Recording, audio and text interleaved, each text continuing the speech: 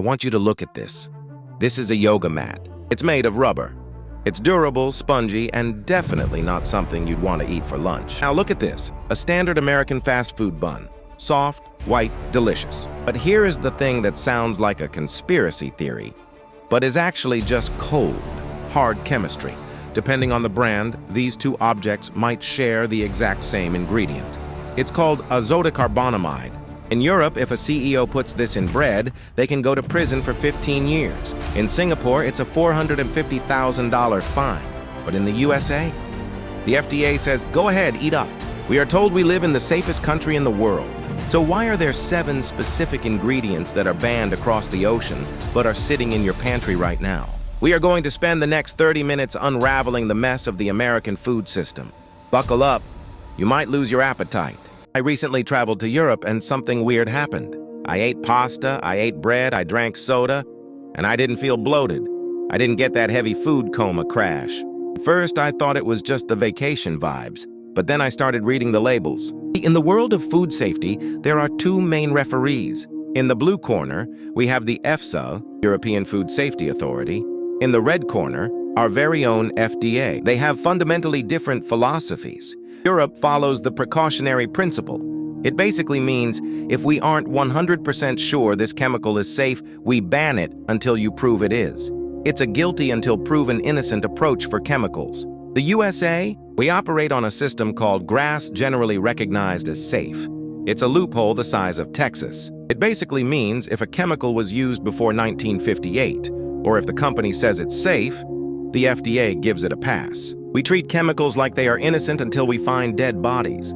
Today, we aren't just listing foods. We are going to look at the biology, the corruption, and the reason why your Fanta looks neon yellow here, but naturally orange in Italy. Let's start with the most obvious one. Color. Americans eat with their eyes. We love bright red strawberries, neon green lime drinks, and electric blue slushies. But nature doesn't make colors that bright. Petroleum does. Red 40, yellow 5, yellow 6. These names sound like robot models, but they are dyes derived from petroleum distillates. Yes, the same stuff used to make gas and tar. Host. In 2010, researchers in the UK did a massive study, the Southampton study. They found a direct link between these artificial dyes and hyperactivity in children. We're talking ADHD symptoms, lack of focus, and behavioral issues. The evidence was so strong that the European Union gave companies an ultimatum: remove the dyes or slap a warning label on the package. Imagine buying a bag of Skittles for your kid that says, may have an adverse effect on activity and attention in children. Sales would crash, right? So companies like Mars and Kellogg's reformulated. In Europe, they use beetroot, paprika, and turmeric. Safe, natural. But here, they didn't have to warn us, so they didn't change a thing. We are literally eating the cheaper, toxic version of the same product, and it builds up. Think about how much Red 40 a kid consumes in a week, from cereal to juice to snacks. It's a chemical cocktail. Let's move away from the rainbow and talk about the color white. Look at this coffee creamer. Look at the coating on this chewing gum. It's pristine, bright white. That is thanks to titanium dioxide. It's an inorganic compound used in paint, sunscreen, and plastic. It reflects light, which makes things look bright. But should we be eating sunscreen ingredients? The problem isn't just the chemical, it's the size. We are talking about nanoparticles. The European Food Safety Authority updated their guidance recently and said they could no longer rule out genotoxicity. In plain English, they are worried these particles can accumulate in your body and damage your DNA strands. Once DNA is damaged, that's the first step toward cancer. France banned it first, then the whole European followed. But in the US, it is in your ranch dressing. It is in your donut powder. It is everywhere. And the FDA's stance? We are reviewing it. They've been reviewing it for years while we keep eating it. Now we have to talk about the main course, meat. If you've ever heard the term chlorine chicken, you probably thought it was a myth. It's not. In the US, factory farming is all about speed and efficiency. Animals are packed so tightly together that they are basically living in their own waste. It's a breeding ground for bacteria like Salmonella and Campylobacter. So how do big corporations solve this? Do they clean up the farms, give the chickens more space? No, that costs money. Instead, after the chicken is slaughtered, they bathe the meat in strong antimicrobial baths, often containing chlorine. They literally bleach the bacteria off the meat. The European banned this. Their argument is brilliant. If you rely on bleaching the meat at the end, you have no incentive to keep the animals clean while they are alive. It masks bad hygiene practices. But chicken is just the appetizer. Let's talk about pork. Meat ractopamine. This is a drug that pumps up muscle growth in pigs right before slaughter. It makes the meat leaner and more profitable. It is banned in 160 countries. Russia banned it. China, yes, even China banned it. The EU banned it. They cite cardiovascular risks to humans and severe stress on the animals. If you eat conventional pork in the USA, there is a very high chance you are eating traces of a drug that 80% of the world considers dangerous. Let's go back to carbs.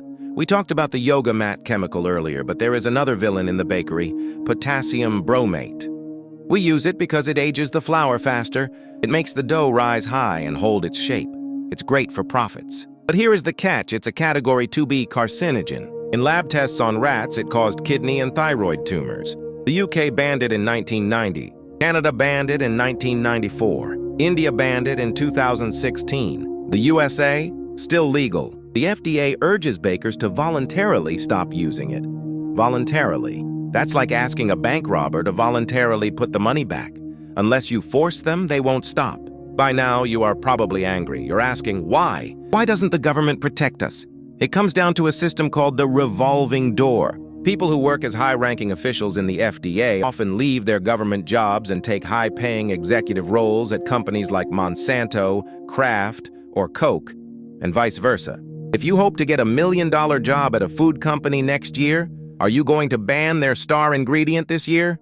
Probably not. The food lobby spends tens of millions of dollars every year to keep these chemicals legal. Reformulating products costs money. Changing supply chains costs money. It is cheaper to lobby Congress than it is to remove Red 40 from M&Ms. This sounds depressing, I know, but you are not helpless. You have the most powerful weapon in the world, your wallet. Here is your survival guide for the American grocery store. Read the label. Ignore the front. The front is marketing. The back is the truth. If you see Red 40, Blue 1, potassium bromate, put it back. Vote with your dollar. Companies track sales data instantly. If we stop buying neon-colored junk, they will stop making it. We've already seen brands like Subway remove ADA because people got loud. Buy Whole Foods.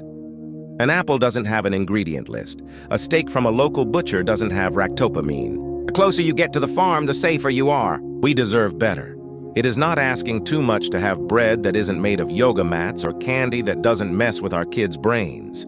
Europe proved it's possible. It's time we demanded the same standard here. If this video opened your eyes, share it. Send it to your family.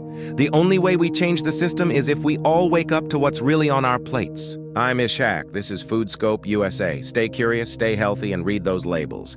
I'll see you in the next one.